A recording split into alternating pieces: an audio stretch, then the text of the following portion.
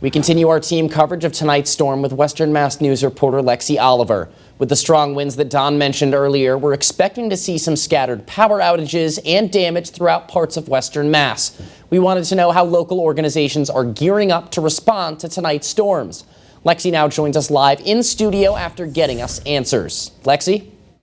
Matt, I spoke with Eversource and the American Red Cross, who both tell me they're keeping their eye on the storm and are ready to assist as needed.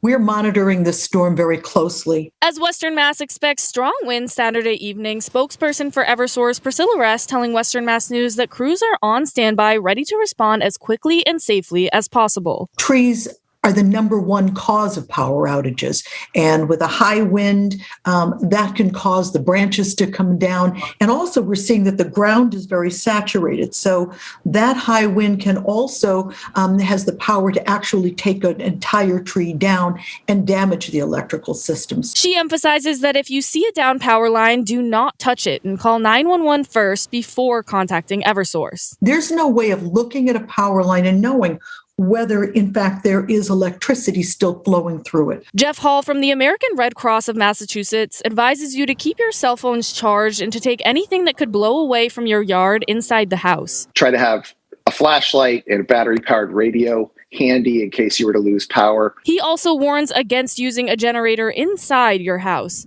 This wind is being caused by the same system that produced deadly tornadoes slamming 6 states in the central United States this weekend. Governor Charlie Baker taking to Twitter on Saturday saying, quote, "My thoughts are with all those impacted by last night's devastating storms in several states. Massachusetts stands ready to support the response and recovery in these states."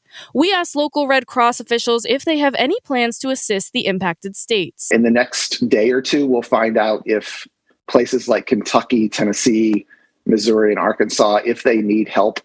And we're trying to gather people right now in Massachusetts to see if they're able to go and assist local Red Cross responders at those locations. As for Eversource, Rest says they haven't had any requests for mutual aid yet. We will assess any of these sorts of requests that come in once we are in the clear here in Western Massachusetts.